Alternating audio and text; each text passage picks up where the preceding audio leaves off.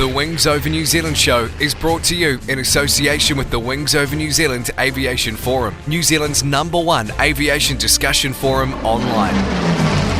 There you'll find discussion on all aspects of New Zealand aviation, from history to current affairs, and thousands of photos covering the Royal New Zealand Air Force, airlines, general aviation, warbird restorations, airshow news, sport aviation, home building, gliding, aviation media, and much, much more.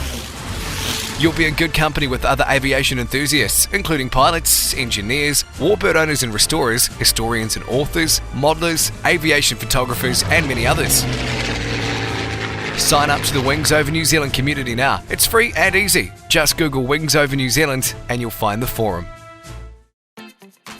Hi everybody, Andrew Gormley, CEO of Classic Flyers here. If you're interested in classic aviation and you want to get up close and personal to old aircraft and see some of New Zealand's aviation history, come across the Classic Flyers, Jean Batten Drive, Mount Maunganui, right on the edge of the airport. You can go for flights in old aeroplanes like Boeing Stearmans and Harvards. There's lots to see.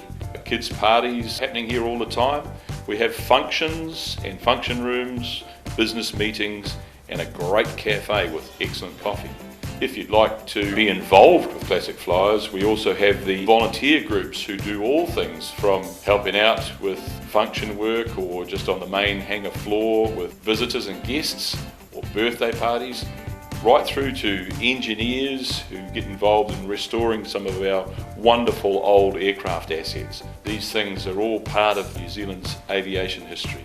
It's a great place and it's in a good location. Come and have a visit. Check out the website on www.classicflyersnz.com. Welcome to the Wings Over New Zealand show with Dave Homewood. Welcome to the Wings Over New Zealand show. I'm your host, Dave Homewood. And today I've got a very interesting story coming up with a group of people from around the world. We've got Bill Thumer, who's going to be talking to us from somewhere in Canada. Where are you in Canada, Bill? Oh, I'm in Toronto. Toronto, yep. And we've got Don O'Rourke, who is in Brisbane. Yes, good morning, Dave. How are you? And we've got Arthur Palmer, who is in New South Wales in Australia. And we've got Dave O'Malley, who's also in Canada. What part of Canada are you in, Dave? I'm in Ottawa. In Ottawa, okay. So the overview of this episode is, as you see behind me, there's a Royal Canadian Air Force Ventura picture. And I was approached by Bill because he said, this is a really interesting story. Would you like to do a podcast? And I said, hell yes. Basically, the British Commonwealth Air Training Plan, or also known here in New Zealand as the Empire Air Training Scheme, were training aircrew during World War II in Canada who would then go on to the Royal Air Force or to the other air forces. A lot of them from New Zealand came back to New Zealand as well. And they're obviously in training like that, there's a lot of losses. One particular loss was a Lockheed Ventura, PV-1 Ventura, which contained an ANZAC crew. The captain of this particular aircraft that we're talking about, which is AE665, was Don's uncle. And Bill is a bit of a legend for finding lost aircraft, and this whole story is about the hunt for this missing Ventura to try and sort of give closure to Don's family.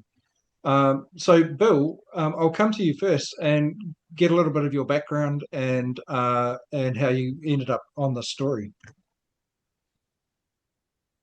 Well, first, I'm a geophysicist, and in the practice of exploration geophysics, I've used and continue to use remote sensing technologies. Are you getting a lot of echo, by the way? Yeah, there is, unfortunately. A little bit. Okay. And It's manageable, though. Okay. My searches for aircraft started in 1985 when I was approached by an American who was looking for some advice on how to find an airplane under ice in Greenland. And I spent a bit of time talking to him and telling him what I think he had to do based on what he was telling me.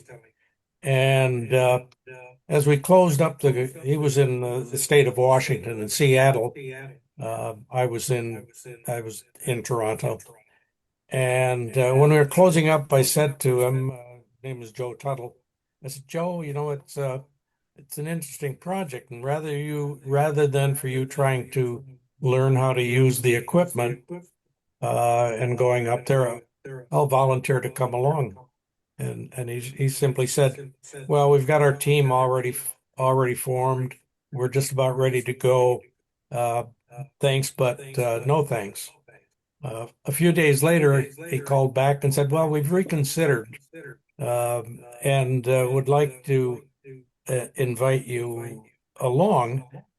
But he said there's one problem. We don't take volunteers. We have to pay you. And I said, well, you got me. But I went up, and it was a bit of a haywire operation. I checked the backgrounds of the people involved before I went, because we were going up onto the ice cap. And they all sort of checked out. There was a nurse going along.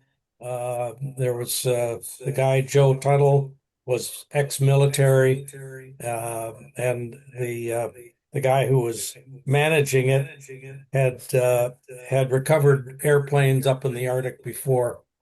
Well, we got up there, and yeah, the nurse was 56 years old. She'd recently had open heart surgery. Joe Tuttle, who had a military experience, was in Vietnam. He was trained in jungle warfare. We're going up on an ice cap. And the guy who had the experience in recovering aircraft he had recovered aircraft, but he would always he'd pack a toolkit and one native, and they'd go out up into the Arctic bush and knock an airplane back together again and fly it off. He'd never really managed a project. Anyway, it was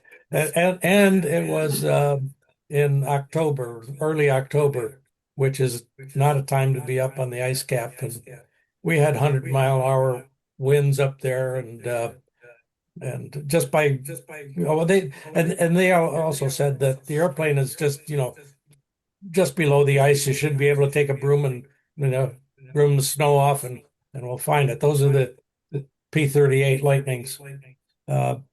As it turned out, I only had a very, very vague anomaly. I was using a magnetometer, and it was just a barely perceptible anomaly over one area. Once I tracked down the glacier to a point where I thought it might be. Couldn't analyze it while I was there. Got back and determined it was 185 feet below the ice, and they didn't believe me. So anyway, ultimately, after a number of other expeditions, I pinpointed the Lightning with ground penetrating radar in 1992, and it was recovered and now flying. But that was the start, and I've had probably found another 12 aircraft. So Wow. Anyway, it's been fun. So the other 12 aircraft, I guess they're all in different kind of circumstances to the. Well, I found most of the Lost Squadron, so that accounted for 6 of it. But there's a Fokker Standard Universal that we found in northern Manitoba.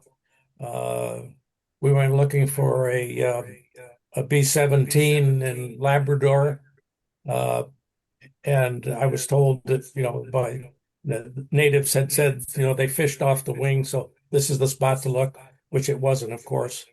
But on that same mission, we found a crash site of another B-17, and I've got the bomb hanger that I brought back from that one, Right. but it was scattered all over the place. And there's a P-51 Mustang that we just recently found the debris field. That was a tough one, but was hoping to go and look for a DBA, which is a Russian plane that took off in 1938, but we never got out to that one. Okay. And there's a Nomad, yeah, up in northern Ontario. Okay. Yeah. But number of aircraft here. And how did you end up on this project looking for the Ventura? I was unlucky. No, that's Arthur's story. How he eventually got to me. He can fill you in on that. Yeah, well, Arthur, if you give us a bit of your background and how you ended up with Bill on the team. Well, Don and I are old mates, went to the same boarding school together, pretty similar country background. I had previously spent 25 years in the Northern Territory as a field anthropologist. And at that stage, I was flying. I was initially RAF trained, and then to operate in the Territory, I started owning and operating aircraft. And because I was dealing with really traditional Aboriginals, often because I was flying and doing aerial survey work with them, they'd say, oh, there's a crashed aircraft there. And because of World War II and the bombing of Darwin, within a 50-mile radius of Darwin, there's approximately 80 or 90 Japanese aircraft on the ground, and a fairly similar number of American, Dutch, and Australian aircraft. So over 25 years, for a while, I was officially seconded to the searchers group with the RAF through Wing Commander Ed Plenty, who was also a multi-engine instructor of mine back in the day. Yep. So I had a lot of skin in the game in finding aircraft that had just been presumed unfindable, but largely through local information. And Don showed me a family ancestry, family tree. And in it, I saw that his uncle had died in a training praying in Canada. And I've got a fairly soft spot for that because my father was Permanent Air Force 38 before the war, and he spent 3 years as an instructor before he went operational with New Zealand squadrons, funnily enough, and 2 Australian squadrons in Bougainville. And I know one of the things he was very regretful about was just the hard push on ab initio pilots well beyond their limitations and the casualty rate that escalated because of that before they got a grip on it. For instance, my father lost 6 pupils in one afternoon at Wagga in 1941. And I think he was probably more regretful about that than he was losing his legs in Bougainville towards the end of the war. So when I saw that, I looked at Don's thing and I got some additional information from Don, and I did a little bit of research. And the first thing that struck me was this was findable. We had a Latin along, which had, I think, come out of a search and rescue Sunderland about an hour or so after the aircraft had been reported missing. You know, they're search and rescue crews. They don't muck around. That Latin long, as far as I'm concerned, is very, very accurate. The area was lightly populated, but still populated. Where it crashed was close to shore in relatively stable, shallow water. And I just said to Don, we just need boots on the ground. Let's have a look, see what the locals know about it. And Don was pretty enthusiastic. And funnily enough, nearly all the searches now for World War II aircraft that I'm aware of are all relatives. They're either nieces or nephews of the pilot. Right. There's a couple of really good examples apart from Don in Australia. You know, there's Twiggy Forrest looking for his uncle in New Guinea. And funnily enough, he found the identical aircraft in the area where it's supposed to go down, and it's not his uncle's aircraft. So he's still searching. But that's in really thick jungle. But over the years, I've worked on a lot of, I don't know how many I've found in the territory, around about 20 roughly, with the help of, in the main, local Aboriginals. Okay. Done a fair bit of work in New Guinea. We've just found the highest ranking American general who went missing over Rabaul. So we've just found his aircraft, so the B-17. So sometimes it takes time, but I think we're going to find Don's uncle's aircraft. I think the chances are starting to swing in our favour. They're always in our favour, but we're starting to now refine the methodology. Okay. And that's basically my background and my involvement. And someone that I was talking to in Canada initially when I was sending emails everywhere, you know, I was sending them to harbour masters all up and down. I was sending them to scallop fishermen and peak bodies for lobster and amateur fishing and whatever. And I got a couple of responses back. One was the Pennfield Airfield, which was his base, his training base and his departure base. And amongst that, they said, why aren't you talking to the best water recovery, aircraft recovery group in the world based in Canada, which was Bill's mob. Right. And I can't remember who I contacted there. And then Bill sent me an email and it just grew from there. Okay. So we'll bring in Don now and just give us a little bit of your background and the journey that you've had with this search. Yeah, sure, Dave. So I guess a slightly extended version of my story is that my grandfather, William Cormack, was a Scottish immigrant to Australia. He came out around the turn of the century and established his home in Esk, which is a little town to the northwest of Brisbane, you know, about an hour's drive away. Mm-hmm. So he married a local Australian girl and they had two children. One being Jean Cormack, now Jean O'Rourke, that's my mother, and her brother, Donald Cormack. Now, obviously my name's Don. I'm named after Donald as well. So that family established and grew up in the early 1900s in Esk. World War II came. Very long story short, Don, like many others, enrolled and went to war. Our story is not dissimilar to millions around the world. You know, someone is lost in action or in the war, and that affects the trajectory of a family moving forward. So Arthur mentioned he and I are mates. You know, we went through the same boarding school in Brisbane. We have kids at the same school, so we see each other socially. Unlike Arthur and Bill, I don't have a technical background. My background is I'm a business guy, a real estate guy, so I'm not an engineer. You know, I'm not an anthropologist. I'm a guy that, you know, does real estate transactions. So don't have the technical background at all.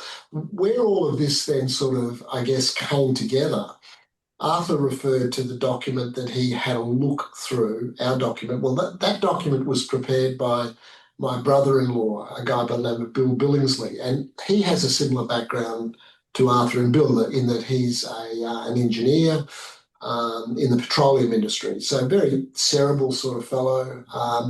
So I mentioned to him this story that had been in our family since Donald's passing in 1943, which was, you know, the mystery of where that person was. Unbeknownst to me, Bill went and did some research, and he did it at the Australian War Memorial in Canberra, and did quite an extensive desktop search and produced a dossier which copied a lot of the documents that were in the war records around the letters from the Air Force, to William about the death of his son, Donald, those sort of things. Many parts of it were quite moving because you could track the correspondence of disbelief of William, my grandfather, in that the body hadn't been found, so therefore maybe he's not dead, those sorts of forlorn hopes. Yep. So Bill actually put a fair bit of meat on the story that had just been verbally told by my mother to me as I was growing up. Arthur then took that document and then did further research, which he just spoke of, in terms of contacting local organisations, creating those connections. That then led us to the conclusion that we could find this plane. Arthur went over and did an initial recce, came back and said, yep, I feel pretty confident about this. Bill then put together the team and we went searching for Donald. So that's how we got to this point. The only other person that's probably worthwhile mentioning is Scott Hutchinson. So Scott is a builder. Scott and I also grew up together and have worked exclusively together. He's our builder, we're his developer in constructing projects all around Australia, in fact, in Japan as well. Yep. So Scott was really excited about this story and it came on board as a co-sponsor of the mission. So Scott's definitely worthwhile sort of talking about in terms of all of the people that have contributed to this endeavour. Right. Okay. Yeah, sure. We'll turn to Dave O'Malley because I think a lot of our listeners or anyone viewing this when it goes on YouTube will probably recognise your name from articles online through the Vintage Wings of Canada and various other places. And Dave, you've done a bit of research into the last flight of this Ventura and what actually it was doing. Yeah, I haven't really, I didn't really do that much research. I just looked at the operations record book for the OTU, which I'm sure everybody else here has seen as well. Just to sort of get a little bit of a background on the story, I have the least skin in this game, and I was just asked by Bill and you, Dave, if I would join in. I have just heard about this story just a couple of weeks ago when I was asked to join this podcast. So I just looked up basically the lead up, like by reading the operations record book, the pace of operations and what they were doing, what happened that day and what happened the next day when they were, and also the discovery of them, which was essentially just minutes after, like 40 minutes after they crashed. I guess they were spotted by, I didn't know it was a Sunderland. Was it a Sunderland that spotted them? I wasn't aware of that. I think it was a Southern that came. I just didn't know there were. I didn't know there were Sunderlands operating in Canada on the west coast or on the east coast there. But you might be right. But one of the search and rescue notes that I saw was they said they couldn't complete a landing due broken ice on the water. So I assumed a Sunderland. Might have been a cat. Yeah, probably a Catalina. Regardless of that, I know. So my background is not as glorious as you guys. I'm a graphic designer, trained as an architect originally, graphic designer, lifelong interest in aviation, and ended up working with a billionaire friend of mine to establish Vintage Wings of Canada. He started collecting aircraft like people collected Beanie Babies, and he had. So we operate vintage aircraft at Vintage Wings of Canada in flying condition.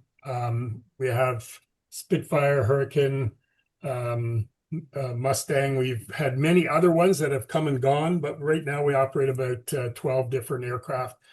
And as a graphic designer, I built the website, and then I decided I needed to create content for it, and I started writing. And for 20 years, I've been writing. I've written over 400 stories and done research, and I'm not a historian, I'm a storyteller. It started out as an interest in aircraft, and it's changed drastically into an interest in the people who flew them and their personal stories, and the stories of the families that were left behind, those that were conscripted to carry the burden of their loss for the rest of their lives. And it's also devolved now for me into writing just stories about people from my neighborhood who are lost. And that's in Ottawa alone, there's 2,000 people who were lost in the wars of the 20th century, the First and Second World War, and two in the Korean War. And now I've taken it upon myself to start mapping the neighborhood by neighborhood and publishing them in neighborhood newspapers, a map of the next of kin of everyone who was lost in all the wars in the 20th century. And it's taken me 6 years, but I've now covered every single person who was lost in those wars and following what happened to their families afterwards. And that's my interest. I have a deep understanding of how the British Commonwealth Air Training Plan works and the way people were fed through that. It was obviously different for New Zealanders and Australians because they came already having gone through Manning Depot and arrived and were sent. They didn't have to go through the Manning Depot process and the ITS. They were already selected for aircrew when they arrived. They weren't weeded out at that point. But I understand how the whole thing works, and I visited most of the existing or the airfields that are still visible on this. Like I've gone to airfields in every province in this except for Newfoundland. I don't think, well, Newfoundland wasn't in Canada at the time. So that's my background. Yeah, really interesting.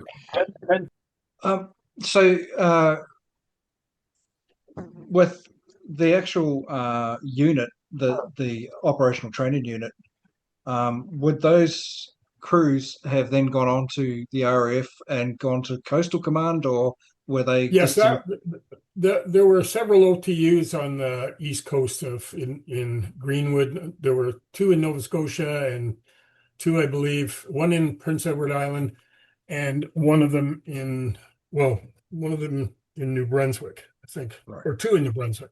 But their role was to prepare pilots for long distance over water operations and long distance reconnaissance and general reconnaissance. So there was a general reconnaissance school there where anybody who might be operating mosquitoes, there were 2 mosquito OTUs in Nova Scotia, but they were paired as well with Hudson OTUs and Ventura OTUs, and so, but mostly they were for long distance over water stuff, and they were feeding those guys into Coastal Command. Bomber Command pilots generally, once they got their wings, were sent overseas to the OTUs there and went to like a Wellington OTU and then graduated to a heavy conversion unit and onwards. But these guys here were feeding mostly that I could see is Coastal Command. Okay. And intruder work as well. Right. And you mentioned that this particular flight, the last flight of AE665, was quite a long flight, and it was along the coast. It's not. It is long because it involves south to north transit of the entire province of New Brunswick, which is not Canada's biggest province by any means, but it's a good 300 miles from the bottom to the top, and then they had to come down along the coast. And I guess it was somewhere along the coast after passing the Miramichi, the mouth of the Miramichi River, and then they were heading to that point. I've never heard of those points that were involved. Forget where that story is now. I've lost it on my computer. But obviously it didn't appear that there was a weather issue. So it's hard to say, if it was a mechanical issue, but it was off the coast. I mean, it was close to the coast. So, I mean, they could have made land, it appears. So who knows what happened. Yeah, interesting.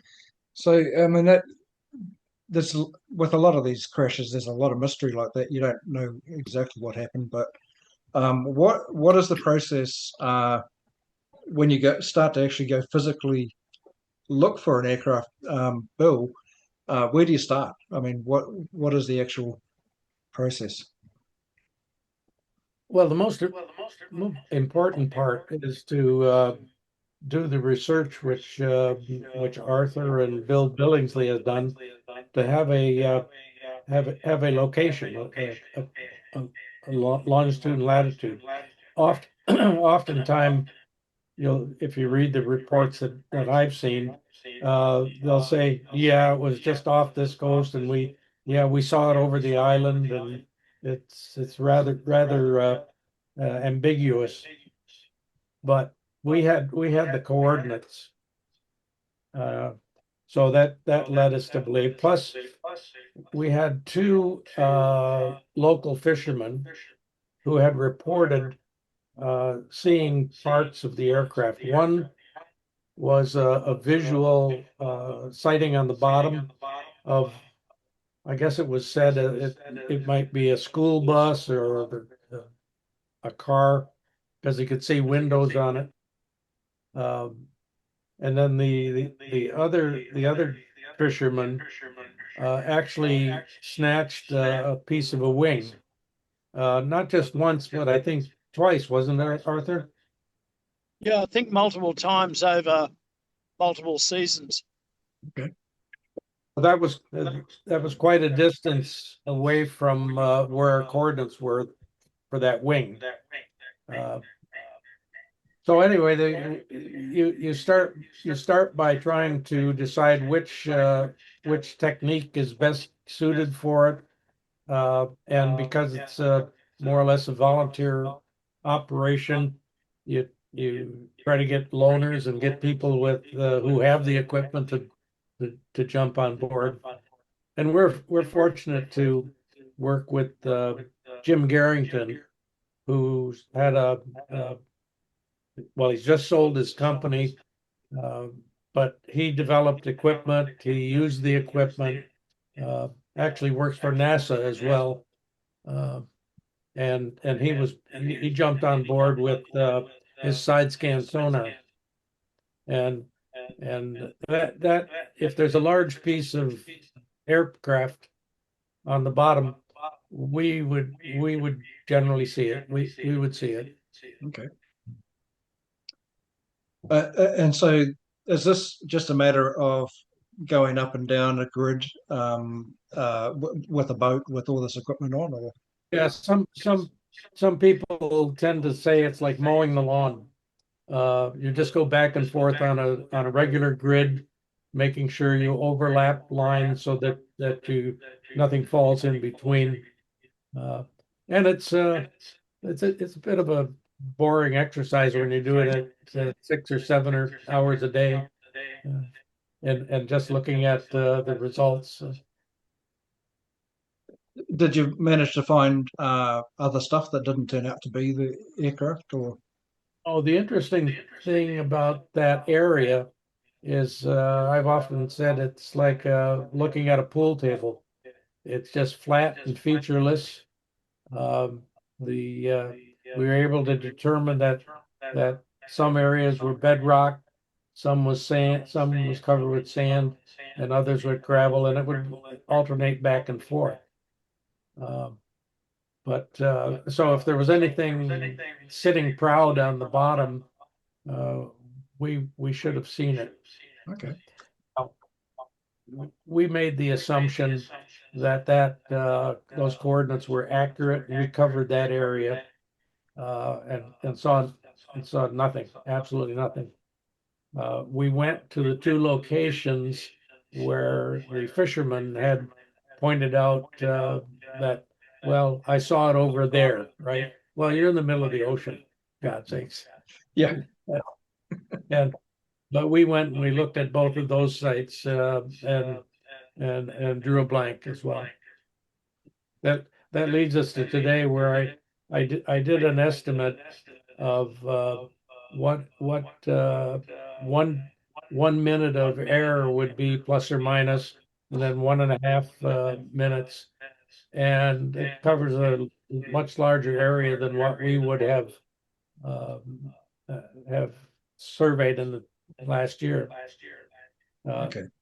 Well, the proposal now in front of Don is to expand it to about 24 square kilometers, and we'd alter process by widening our lines because the bottom is featureless, so the chance of missing something is lessened, and we're hoping that we can find one of the engines.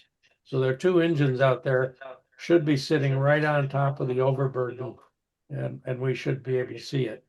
Now the rest of the fuselage, once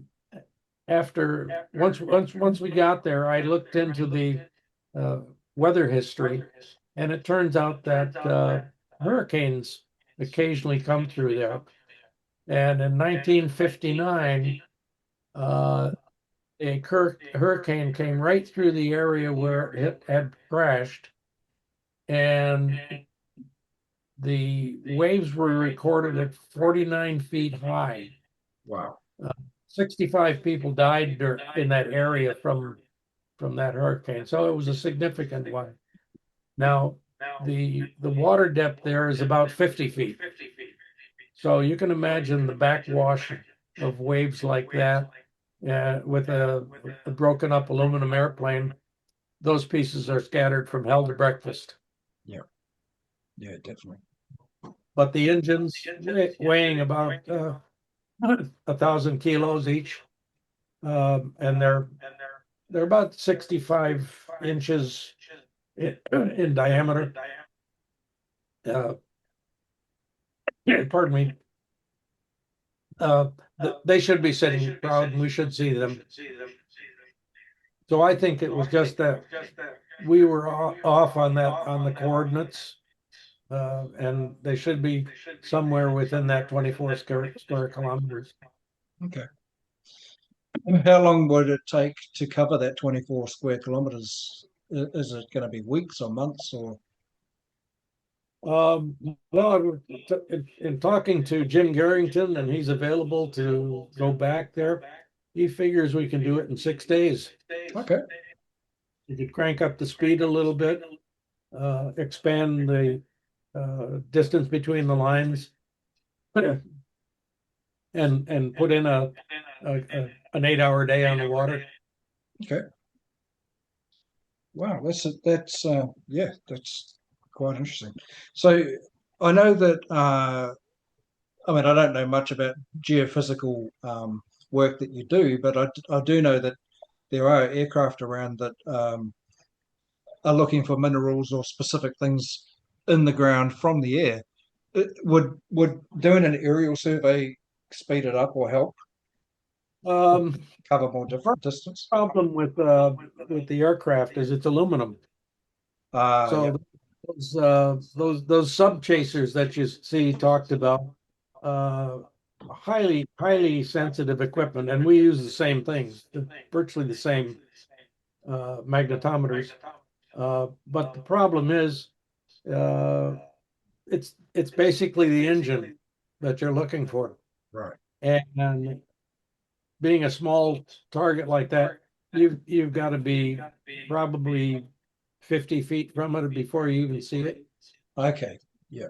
If you're looking for a destroyer lying on the bottom, yeah, you've got a good target.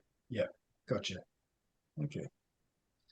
So one thing that we haven't talked about, we mentioned that obviously the pilot is Royal Australian Air Force pilot Don Cormack, but there was other crew members on there, and that's what really initially got Bill talking to me about this, because the wireless operator air gunner was a New Zealander in the Royal New Zealand Air Force, and he was Thomas Hunter.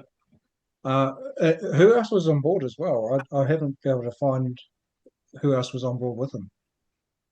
Well, you want to Arthur? The other Australian, the chap from Adelaide.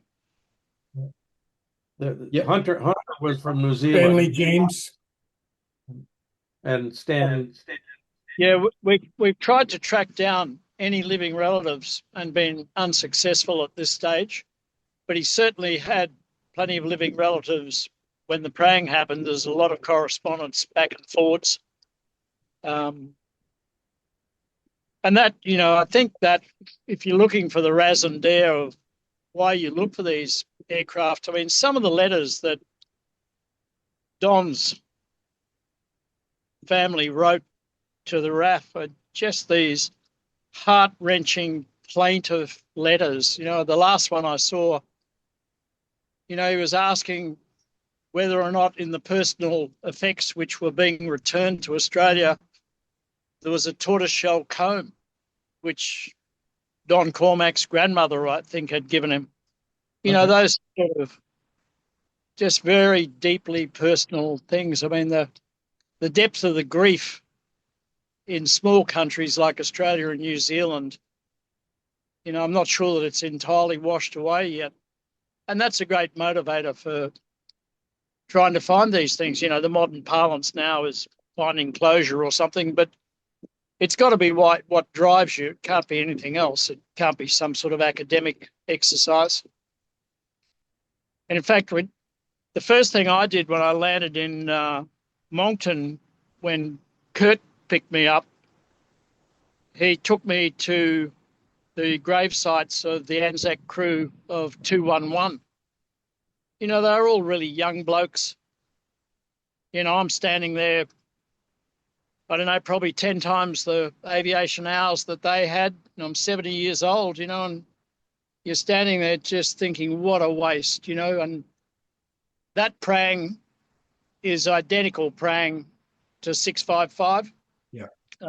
It's weather related, and it's putting ab initio pilots so far out of their zone of limitations, it was basically, you know, just setting them off to die. So they didn't have to get into the theatre of war over France and Germany. It was just very dangerous, that stage where they were really pushing those boys. And I had a visual description from a boy who was I think he was 14 or 15. He watched 211 circle Richie Buckto and then pull itself into a spiral dive and roll over on its back and crash in front of him. Right. And he and his 12-year-old mate were the first into the crash site. So that would have been replicated 5 days before with Don Cormack's aircraft. They'd have broken through the overcast, come down to just a complete whiteout. And he'd obviously just done a hard right angle turn around the lighthouse at point, whatever it is, MSQ or however it's pronounced. And he lost it. So. And this was another Ventura from the same OTU, wasn't it? Yeah, from Pennfield Ridge.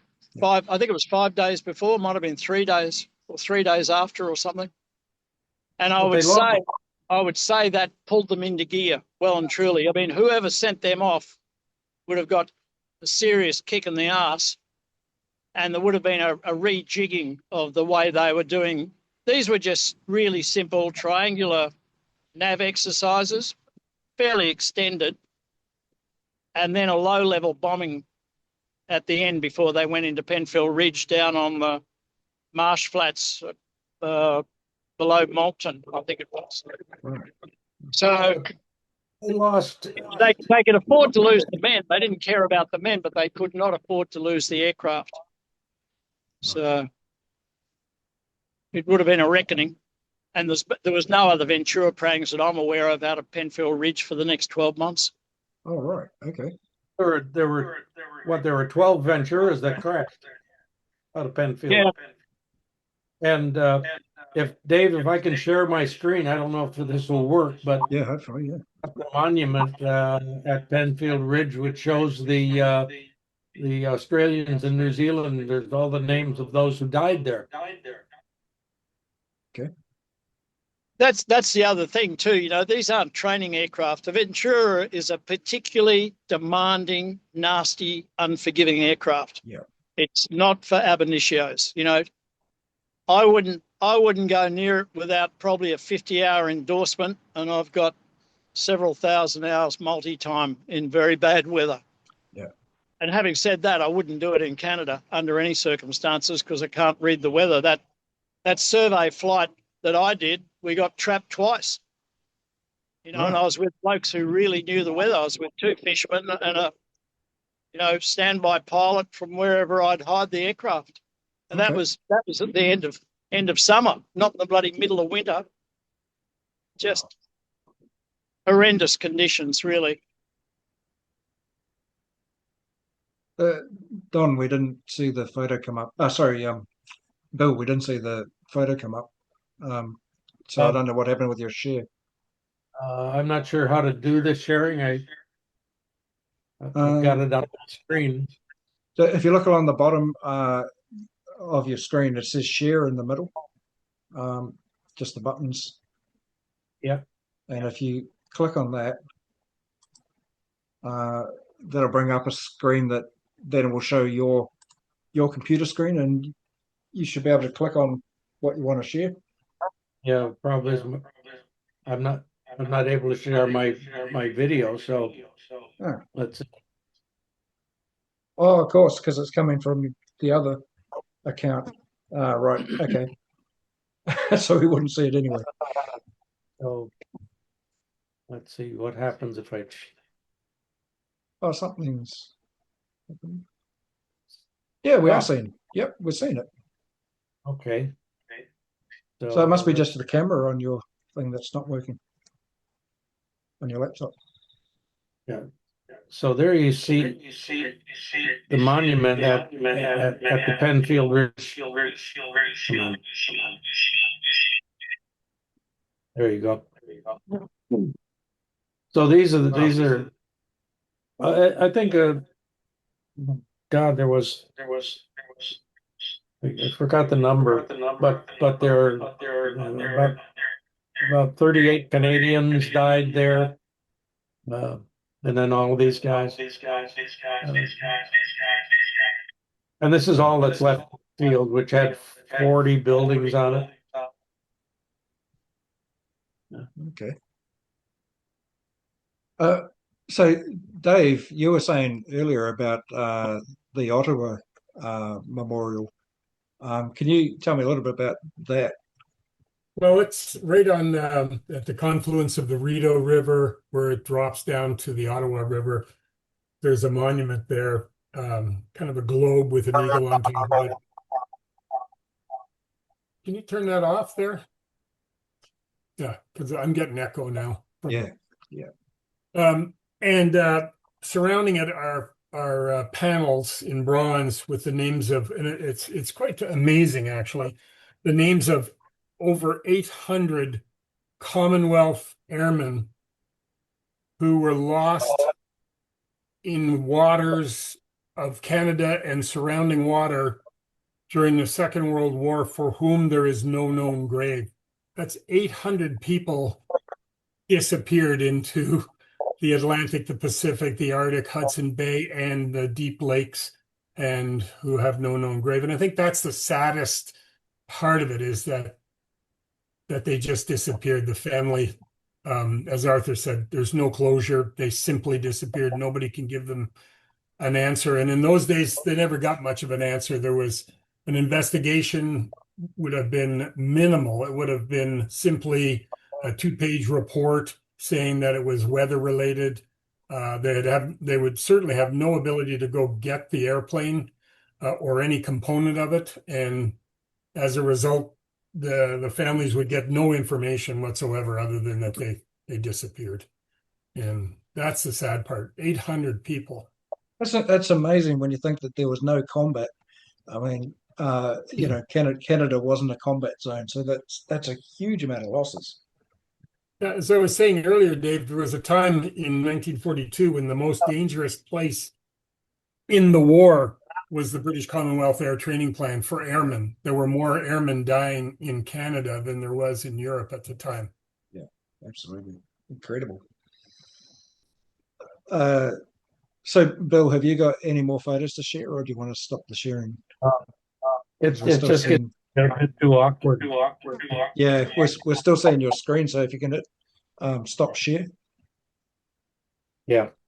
So what is the hope for the if and when you actually find this aircraft, what's your plan, Don?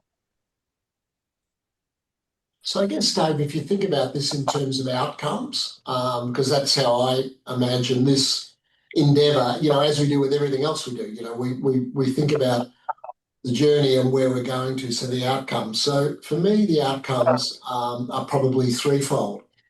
The first outcome is to obviously find the place where my Uncle Don died, and the evidence of that probably will be the location of one of these, one or two of these engines, because it seems to me, as Bill mentioned, with the hurricanes hitting this coast, the actual fuselage and his remains and his companions' remains would be scattered to the wind. But if we identify and can find and identify those engines, that then says to me, this is where my uncle finished. So that's the first outcome, discover where it finished. Yep. The second outcome then is one of drawing a line under this story for our family. Dave O'Malley has shared with us today about how he's written stories about the 2,000 people in his area that have lost people in wars. Well, for me, that's part of this story for me, is to actually say, well, now I know how all of this finished. So that's the second outcome.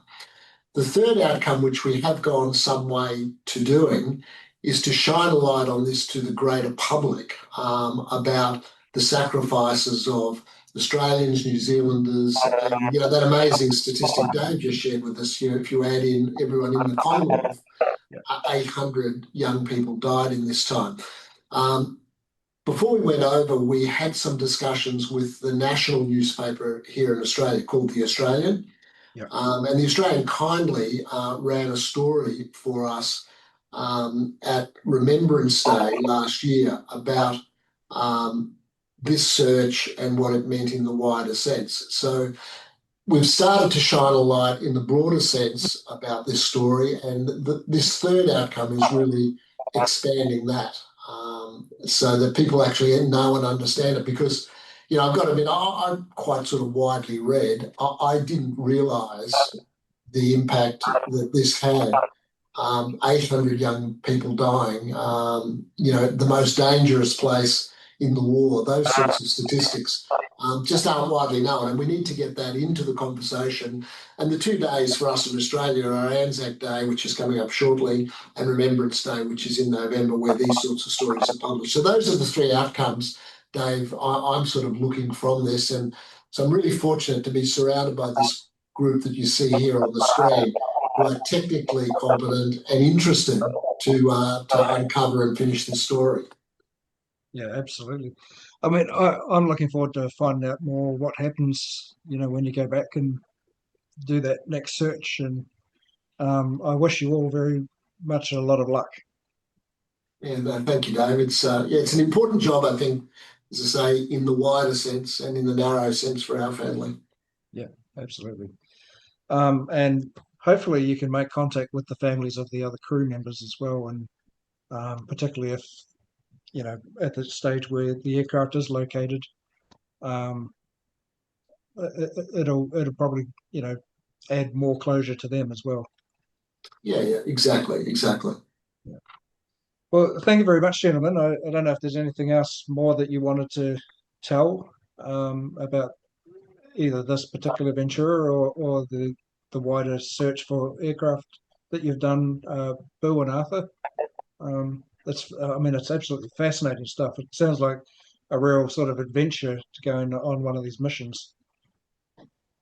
Yeah, absolutely. I mean, look, and the other thing that's made this particularly pleasant is these guys are good company.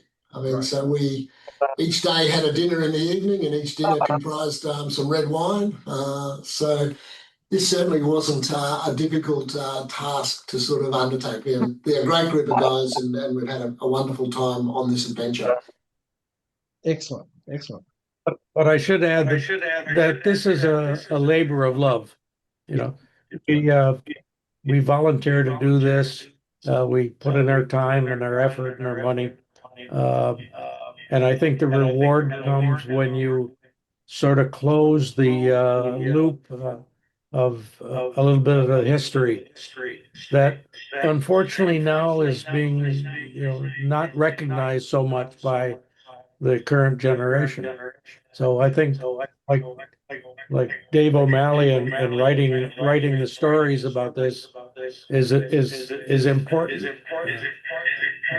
It was interesting that after I started my discussion with him, he wrote an article about the Dubroy family. Well, my partner, I'm using her computer, is Jane Dubroy. 4 of her uncles died in World War II. Wow. Three of them in the Air Force. Wow. Gosh. 4 of them. Yeah, That's amazing. it shows you the impacts it had on families. Yeah, absolutely.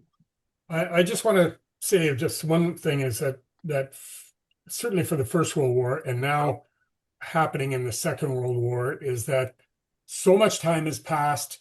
Nobody lives in those houses where they used to live anymore. 2 and 3 and 4 generations have come to pass, and there is no interest or very little interest in remembering these people. And in some cases, their memory passed within a decade of them dying. Yeah. And it is a really important thing to pick 1 or 2 of these guys or these 3 guys and let them know we are remembering them. And let's tell their story. I'd be happy to write up a story once all of this stuff has come together. I'd love to write a story. I have 20,000 followers, and I'd love to be able to pass that around the world and tell their story. There's nothing, it's tragic, but it's not unique. It's just an example of so many of them that died this way. But it's a way of telling it for all of them. If we can just tell the full story of these 3 men. Well, fantastic, and well done to all of you. Good luck. Good luck with finding that aircraft. Thanks, Dave. Thanks, Dave. Thank you, everyone. Bye for now. That was the Wings Over New Zealand show with Dave Homewood.